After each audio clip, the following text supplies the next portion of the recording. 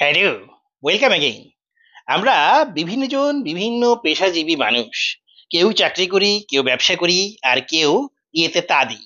যে যেই কাজই করুক না কেন, অনেক সময় আমাদের ভালো মানের রেস্তোরাঁয় একটা ফ্যামিলি গ্যাদারিং এ বা অন্য কোথাও একটা দাওয়াত পড়তেই পারে, তাই না? তো ভালো কোনো জায়গায় খেতে গেলে তোমরা কি কি করবে, যেটা তুমি আগে কখনো করনি, এই জিনিসগুলো সবসময় খেয়াল রাখবে। প্রথম কথা হচ্ছে, তুমি যে আসলে বেসিক্যালি একটা হাবাইত্যা, এরকম রেস্তোরাঁয় জীবনও দাওয়াত পাওনি। এটা তো গিয়ে অন্য কেউ বুঝলে কি আর না বুঝলে কি। এই জন্যই ওখানে এমন ভাবে বসবে, বারবার ওয়েটারকে ডাক দিবে, এদিকে তাকাবে ওদিকে তাকাবে, সামনে কি আছে ওগুলো নিয়ে টুনটুন ঢুনঢুন করবে, যেন আশপাশের মানুষজন প্রথমেই বুঝে ফেলে তুমি আসলে কোন ক্যাটাগরির মানুষ। এরপরে যখন খাবার আসবে, বাস কাজ হয়ে গেল তোমার। অন্য কে কি খেলো, কে কি পেলো, কে কি দিল, কোনো দিকে তাকাবে না। হাবাইত্যার মতো যা পারো নিজের প্লেটে নিতেই থাকবে, নিতেই থাকবে, নিতেই থাকবে। সবার আগে যে কাজটা করবে, ধারাম করে কি চেয়ার থেকে উঠে দাঁড়িয়ে খাবলা মেরে আরেকজনের সামনে থেকে খাবারের ডিশটা তোমার কাছে নিয়ে আসবে।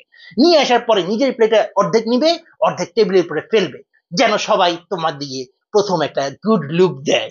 হ্যাঁ, যদি কোনো অবয়স্ক কোনো সুন্দরী সেমি সুন্দরী আপু যদি টেবিলে থাকে, সে যেন তোমার চোখে ঢুলু ঢুলু চোখে তাকিয়ে থাকে।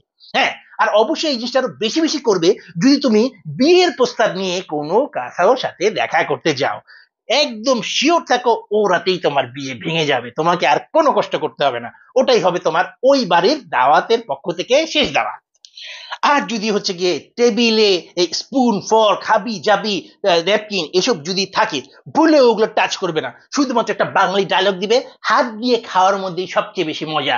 আমরা বাঙালি, আমরা পান্তা ভাত যেভাবে কচলিয়ে কচলিয়ে খাই, চিরা কচলানি দেই, ঠিক তেমনি আমরা এখন কি এই খাবারগুলো কচলিয়ে কচলিয়ে খাবো।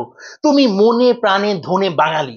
তুমি গিয়ে কে কি চিন্তা করছে এদিকে একদমই খেয়াল করবে না। তোমার কাজ খাওয়া, তুমি শুধু খাবে।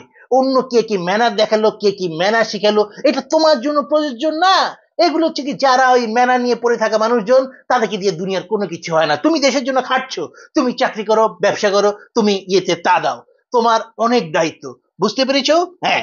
আর সবশেষে এই জিনিসটা খেয়াল রাখবে যে খাবার দাবার যেন গিয়ে প্রচুর পরিমাণে নষ্ট হয়, ওইভাবেই অর্ডার দেওয়ার চেষ্টা করবে। যদি দেখো যে টেবিলের মধ্যে কোনো খাবার রয়ে গেছে, হ্যাঁ, পকেটে অবশ্যই পলিথিন ব্যাগ নিতে ভুলো না কিন্তু।